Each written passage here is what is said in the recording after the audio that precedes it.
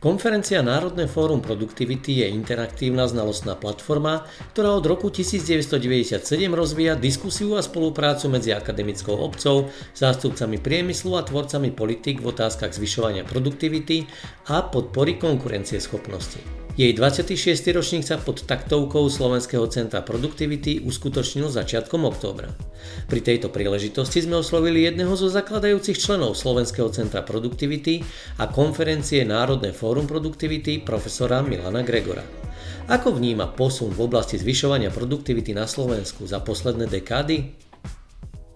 Musím povedať, že od založenia Centra produktivity v 1998 roku sme sa snažili nejakým spôsobom v tom začiatku zistiť hladinu, úroveň produktivity a v tom období si pamätám, že som robil pre ministerstvo hospodárstva analýzu, kedy sme počítali, že ak by sa malo Slovensko dostať na priemernú úroveň produktivity práce v Európskej únii, tak tedy nám to vychádzalo, že bude potrebovať okolo 35 rokov, čo bolo neuveriteľné.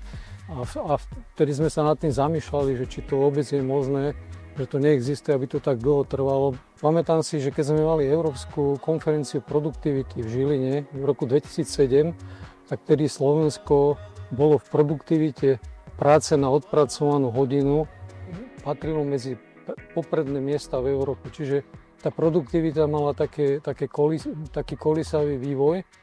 Samozrejme hovoríme stále o hodnotení produktivity práce. Nehovoríme o hodnotení celkovej produktivity. Vďaka zahraničným investíciám na Slovensko prišli automobiloví výrobcovia, ktorí priniesli aj kultúru výroby inú, ako sme dovtedy poznali. A tá produktivita, tak ako rastla v ich materských firmách, tak rastla aj na Slovensku. Čiže obrovským spôsobom ovplyvnili produktivitu práce na Slovensku. Hlavnou témou tohto ročníka konferencie bol čas ako faktor konkurencieschopnosti. A prečo práve táto téma? Mňa veľmi inšpirovali nejakí ľudia priamo aj z Číny, ktorí keď nám hovorili o tom, že v rámci Európy chceme urobiť nejakú zmenu, máme celú myšlienku. Vymyslíme si riešenie, ale kým príde k samotnej realizácii, v porovnaní so Spojenými štátmi sme ďaleko pomalší. V porovnaní s Čínou extrémne pomalší. A toto ma tak podnetilo, že naozaj ten čas a tie stratégie založené na čase je niečo, čím by sme sa mali zaoberať, o čom by sme mali komunikovať a na čo by sme sa mali sústrediť, čo by nám malo pomôcť vlastne pri udržiavaní aj našej konkurencieschopnosti, či už v rámci EÚ alebo v rámci Slovenska, samozrejme v rámci každého podniku. Ako by nám mohla pomôcť zvýšiť produktivitu nastupujúca generácia mladých ľudí, absolventov škôl, ktorí prichádzajú na pracovný trh? Ako náhle ich častejšie budeme brať do priemyslu, tak určite otázku produktivity budú vnímať a budú si uvedomovať, že oni musia prísť do fabriky a byť maximálne pripravení na to, aby jednoducho vedeli plniť svoje úlohy. A tu vnímam určite taký gap, tú medzeru medzi tým, že majú množstvo nových vedomostí a akorát častokrát chýbajú tie praktické zručnosti. Čo to spôsobuje? Firma potrebuje nového zamestnanca, ale prvé, čo robí, začína ho doškolovať, preškolovať, rozvíjať nové zručnosti. A tým pádom strácajú čas, strácajeme výkon, dofinancovajú ten gap, ktorý tam vznikol. Ako náhle by sme toto zaškolenie alebo rozvoj zručnosti posunuli už do etapy, kým sú ešte so štatutom študenta, tak môžeme vo firmách dostávať ľudí, ktorí sú pripravení a ktorí okamžite nám vedia pomáhať pri zvyšovaní produktivity a našej konkurencie. Medzi prednášajúcimi sa tento rok objavila aj akciová spoločnosť Gevorkian. Predsedu predstavenstva a jej zakladateľa Artura Gevorkiana sme sa spýtali, do akej miery sa na úspechoch firmy podpísal akcent na produktivitu. Ja myslím, že to je 100%. To je 100%, pretože všetko ostatné, čo robíme, to je na to, aby my boli produktívni. Stačí povedať takú základnú vec. Za 10 rokov nám ubudol počet ľudí o štvrtinu. Ale obrat zvýšil sa o 400%. Takže toto je, ale na toto treba položiť zdravie a kúsok života, pretože to znamená, že každý deň budete musieť vo firme mať niekoľko ľudí, ktorí budú robiť to, že budú pozerať, či je to produktívne, dá sa to robiť lepšie, dá sa to robiť jednoduchšie, hlavne jednoduchšie. Lepšie sa dá vždy, ale jednoduchšie, pretože toto len priniesie efektivitu. Spoločnosť Kia Slovakia patrí medzi úspešné spoločnosti z oblasti automobilového priemyslu. Ako vnímajú tému produktivity v tejto spoločnosti? Náš závod v Tepličke je vlastne výrobný závod, to znamená, nemáme vývoj, nemáme marketing, nemáme samotný predaj, to znamená, v prvom rade prioritou závodu je vyrábať efektívne a téma produktivity a konkurencieschopnosti je v podstate tému číslo 1. Cieľom nás ako výrobného závodu je naozaj byť v porovnaní s ostatnými závodmi pod Hyundai skupinou na tých popredných miestach a naozaj sa uchádzať o budúce zákazky práve tými atribútmi produktivity a konkurencieschopnosti. Artura Gevorkiana aj Romana Kráľovanského sme sa ešte spýtali, ako k zvyšovaniu produktivity prispeli moderné technológie, ako automatizácia, robotika či umelá inteligencia.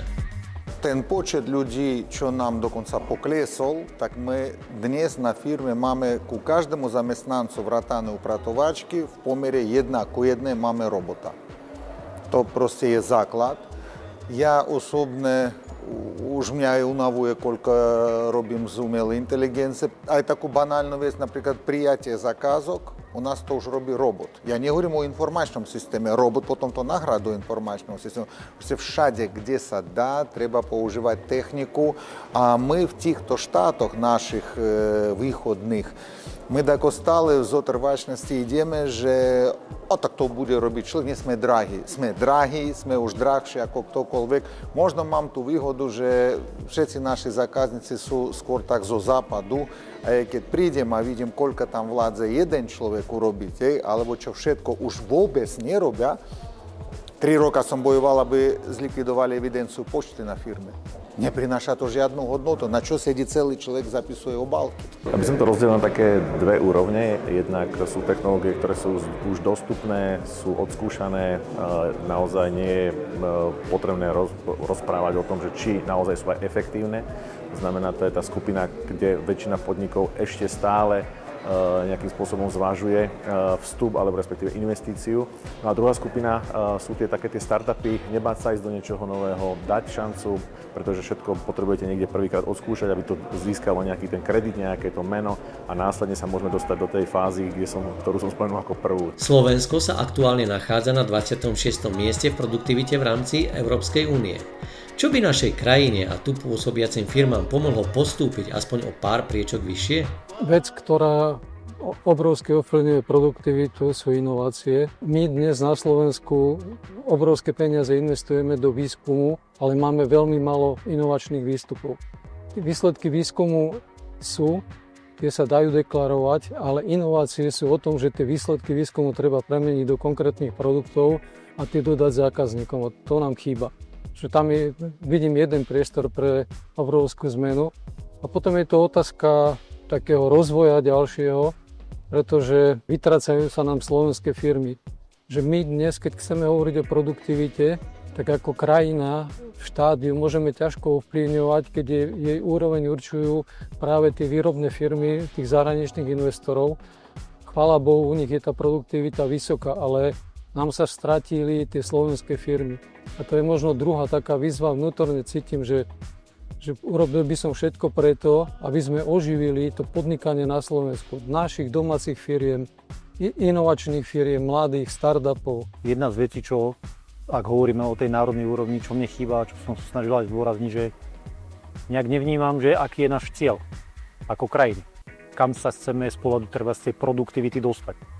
A potom je to otázka, že ako ten cieľ ideme naplňať a to nie je úloha predsedu vlády. Hej. Keď si zoberieme, že len v verejnej správe, štátnej správe máme zhruba 440 tisíc zamestnancov. No nepoznám manažera na Slovensku, ktorý by mal riadiť takýto závod. Takže definovať cieľ a z ohľadom na ten cieľ rozpadnúť ho na nižšie úrovne a definovať stratégiu, ako to celé ideme naplňať. Či už na úrovni podniku, ale takisto aj na úrovni krajiny. Presne tak, ako keď som mal problém a bol som ešte dieťa, akú som dostával odpoveď od otca. A až som z toho reval prvých asi 5 rokov života, čo pamätám. Zapni mozog. Proste treba zapnúť mozog a uvedomiť, na čo to robíme. Prečo to robíme? Toto je proste so zapnutým mozgom, že na čo. Nie preto, že sa to robilo vždy, ale na čo to nám prináša. A toto vo firme to sa týka absolútne všetkých činností. Proste naozaj od nákupu toaletného papíru cez výkon stroja, ktorý dá sa možno vypnúť a bude lepšie. 160 účastníkov podujatia spolu s prednášajúcimi a vystavujúcimi partnermi podujatia, inšpiratívne prednášky, niekoľko workshopov či návštevy vo viacerých výrobných podnikoch.